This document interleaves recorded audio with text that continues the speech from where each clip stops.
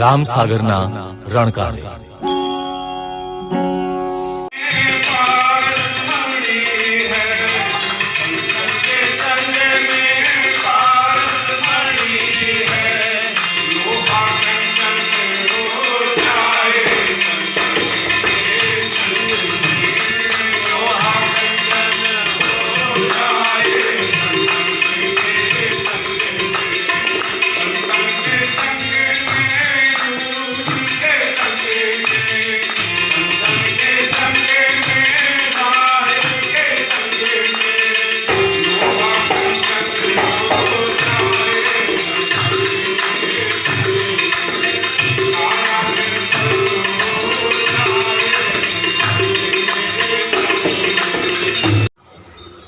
ये गांव बहुत ही भाग्यशाली है कि जहां सालों से सदियों से संत महात्माओं का आगमन यहाँ निरंतर इस थोड़ी मुबारक गांव में होता रहा है।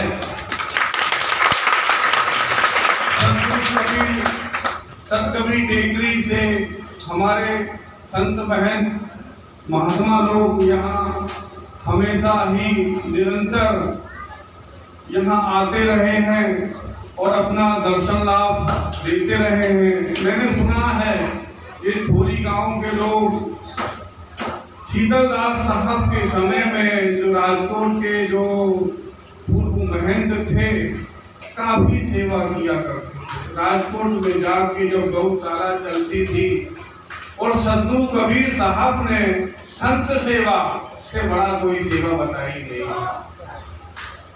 गुरु सेवा और संत सेवा, कबीर साहब कहते हैं इस भवसागर में धन मन और तन हम लोगों को तीनों मिला हुआ है। क्या मिला है? तन और मन और धन सभी के पास है। ऐसा संसार में कोई प्राणी नहीं है जिसके पास शरीर ना हो, और मन शरीर है तो मन भी है, और मन के साथ में ये संसार की भौतिकताओं के लिए हमको धन की भी प्राप्ति हुई है। बस ये मन जो हमको मिला हुआ है, ये तन जो हमको मिला हुआ है, तो अब हमको ये निर्णय लेना है, हमको ये सोचना है कि ये तन मन और धन हमको कहाँ लगाना है। भगवान ने, उस परमात्मा ने तो हमको यहाँ पे इस भवसागर में छोड़ दिया। कहाँ छोड़ा? इस संसार में जन्म देके छोड़ दिया। किसने जन्म दिया हमको? उस परमात्मा ने जन्म दिया।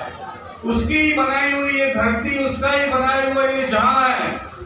अब हम ये संसार में आ तो गए हैं, भवसागर में आ तो गए हैं, अब हमको छोड़ दिया। अब ये भवसागर कहते हैं कि कर्म भूमि है, यहाँ सबको कर्म करना पड़ता है। क्या करना पड़ता है? कर्म करना पड़ता है। अब कर्म अच्छा करो या बुरा करो वो किसके हाथ में है? हमारे हाथ में। अब तन हमको दिया, मन हमको दिया, धन हमको दिया, तीनों वस्तु हमको दी है। तो अब हमको एक भवसागर से पार होने के लिए कबीर साहब कहते हैं तन दिया तो कर सेवा। अब हमको ये तन मिला हुआ है तो तन का हमको उपयोग कैसे करना है? ये खा पी के, समाज में घूम फिर के, ये मेहनत मजदूरी करके, ये सारा जीवन हमारा ये तन हम परिवार में देते रहते हैं। 24 घंटे खेती में, व्यापार में, नौकरी में ये हमारा तन चला जाता है। कहाँ चला जाता है? मेहनत करते करते, परिश्रम करते करते ये सारा तन हमारा परिवार में चला लगा दिया। कबीर साहब कहते लाखों शीश तो तूने दे दिए काल राजा के भेंट में। क्या कहा? लाखों सर, ये पहला जन्म नहीं है हमारा, कितने अनंत जन्म हमारे हो चुके हैं। साहब कहते हैं लाखों शीश तो दे दिए काल राजा के भेंट में, एक शीश तूने ना दिया गुरु चरणों के भेंट में। लाखों सर तेरे, कितने जन्म अनंत जन्म हमारे संसार में चले गए, आके चले गए, मगर एक शीश, काल कितने शीश मांगता है? 1.25 लाख शीश पे शीश मांगता है, मगर गुरु क्या मांगता है? एक शीश। कि एक जो शीश है वो तू गुरु चरणों को भेंट में दे दे, काट के नहीं देना है भाई कि तुम काट के दे दो, बड़ी प्रथा नहीं है यहाँ पे। शीश का मतलब अभिमान, कि तुम अपने आप को गुरु के चरणों में भेंट कर दो, गुरु की सेवा में भेंट कर दो, गुरु की सेवा करो, संत की सेवा करो, तब हमारा ये भवसागर से पार हो जाएंगे। जब हम सेवा तो करते हैं, परिवार की करते हैं, मगर हम धर्म में अब इतना समय हम नहीं दे पाते। निरंतर हमारा समय परिवार में, समाज में, कुटुंब में ही चला जाता है। उसका निर्वाह करते करते आज यहाँ लगन छे, वहाँ फलाना में जावानू या ठिकाना में जावानू, मगर जब धार्मिक काल आता है समय नहीं, तो हम समय नहीं निकाल पाते। तो साहब कहते जब तुम सेवा करोगे तो सेवा से बड़ा कोई धर्म नहीं है। बहुत उदाहरण है, रात में चर्चा करूंगा। फिर साहब कहते तन दिया तो सेवा कर, और धन दिया तो कर दान। अब हमको धन भी मिला हुआ है, हर व्यक्ति, कोई अमीर है, कोई गरीब है, अपनी अपनी हमारी हैसियत होती है। कोई बहुत ज्यादा करोड़पति है तो कोई लखपति है, कोई लखपति है तो कोई हजारपति है, धन सबके पास है। तो हमारा जो धन है वो हम ये सोचो कि हम कहाँ लगाते हैं धन को। हम बचपन से लेके पूरे निरंतर तक व्यापार, नौकरी, धंधा पानी करते हैं, मगर हमारा धन अपनी आत्मा से पूछना कि कहाँ लगता है।